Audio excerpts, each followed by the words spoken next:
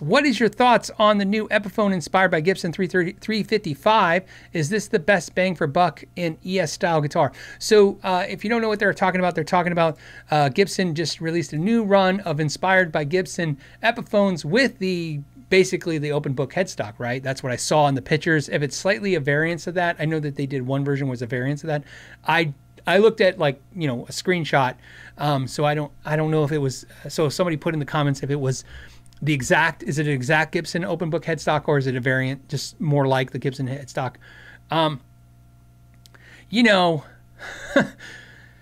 I want the Epiphone headstock to look like the Gibson headstock. One of the things I really like about Squier, I've said this before, is I like that they use the Fender headstock. I think that should be one and the same. Some people have a different opinion. Some people like the Epiphone headstock better. I understand. It's like you get trapped into what you did. So Epiphone being different than Gibson headstock for so many years, you're going to have people get upset if it goes to the Gibson headstock. Some people want the Gibson headstock because they want the Epiphone on stage to look like a Gibson, or they just want it to look like a Gibson because they like the headstock better, just like how the Squier looks like the Fender. Me, I'm of the camp I'd like the Epiphone headstocks to look just like the Gibson. That to me is one of my favorite Epiphones is like the V because I like the headstock looks like the Gibson. I like that. I like that it looks like that. And Brian says it's a little shorter than the Gibson. Thank you, Brian. So, I guess the core of the question, what do I think of that stuff? I like it. Epiphone is a little tough for me right now because their prices are just getting so expensive so fast.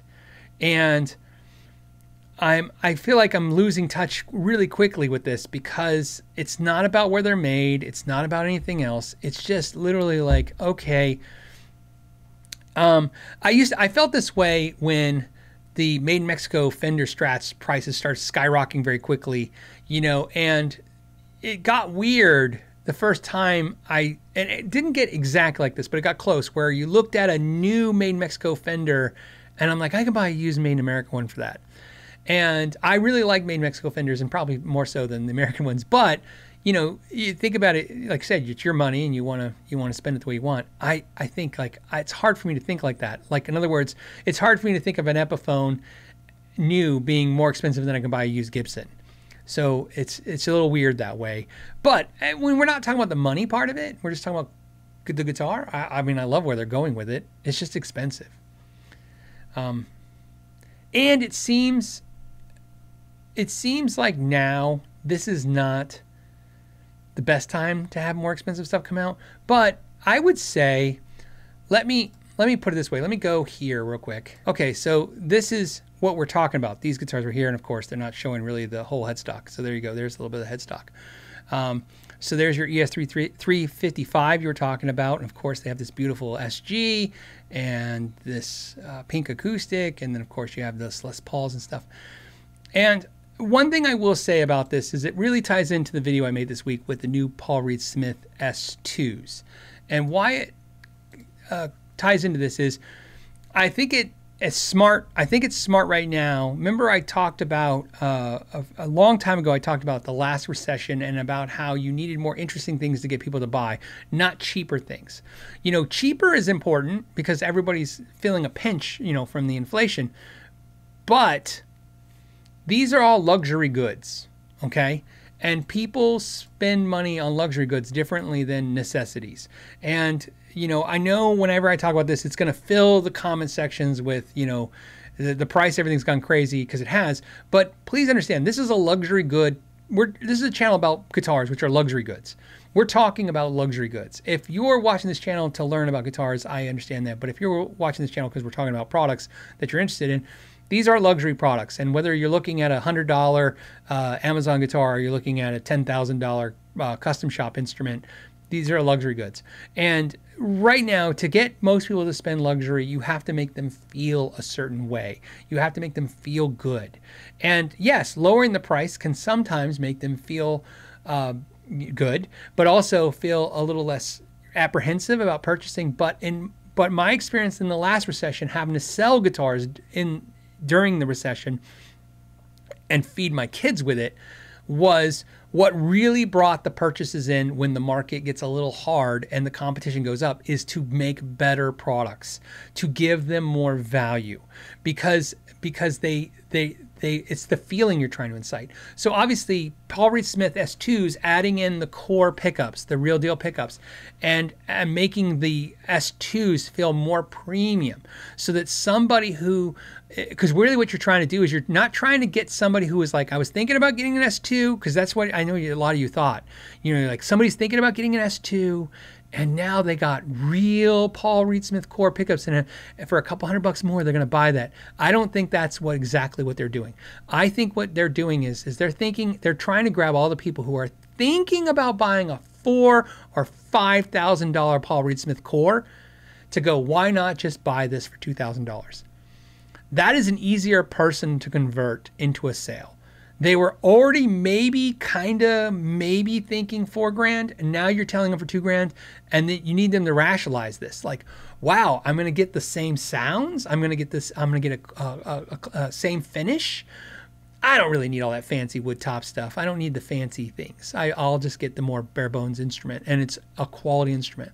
And I think Epiphone is probably doing a little bit of the same strategy, a little bit of saying, hey, plus, let's be honest, Jack Higginbotham deserves the respect, one, but also the accolade. He could be putting the pressure on Gibson to upgrade the Epiphones, because what he's done with Paul Reed Smith SE has set the industry standard for the new, more obtainable, because I noticed I'm not saying affordable, more obtainable instrument line, which is SE. The Paul Reed Smith SE guitar punches so far above its weight in not only its quality, because look, we can sit here and we can give accolades to Harley Benton. We can give accolades to there's all ER guitars. There are a ton of guitars that you can buy for $100 to $200, $300, $400 that are good guitars. We'll all agree well, not all of us, but a lot of us agree they're good guitars. And do you need more? You don't. But we're talking about premium brand with better features. It's a better resale value, which makes people feel more comfortable about their purchase, their venture purchase. This is something I'll keep hitting on for probably years when people go, why do you guys always talk about resale value? And it's because every guitar purchase is a venture purchase. It means you're guessing you're going to like this. And again, it's not a necessity. It's a luxury. If you're like, I need a hammer, and you go and look at hammers, you're going to look at, I'm only going to use it a couple times. I'm going to Harbor Freight. If you're like, I'm going to use this hammer for the rest of my life, you're going to go and buy maybe a better quality hammer. But it's a tool, and you're going to use it. A guitar is not, it is a tool. Like, musicians get upset when I say it's a luxury, because they're like, well, it's my tools and I need it for my trade. I'm like, yes. But as someone who makes entertainment, we're a luxury trade.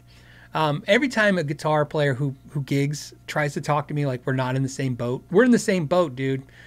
If times get tough, they are not watching YouTubers talk about guitars. Okay, and they're not going to the bars and watching music. I mean, we're luxury. I'm in the luxury world. I'm no different than a band playing on a cruise ship. If people can't afford this stuff, no one's going to watch me talk about it. No one's going to watch you play it. And so they're going to have to work harder for these luxury purchases. And I see Paul Reed Smith really jumping on that quickly, with the SEs. Think how fast the SE upgrades came right out of the pandemic, right after the boom. It was like, pow, we're ready. And I think Epiphone could be coincidence. They were thinking the same thing, possible. But it also could be reactionary. They could look at that and go, hey, we got to get on this.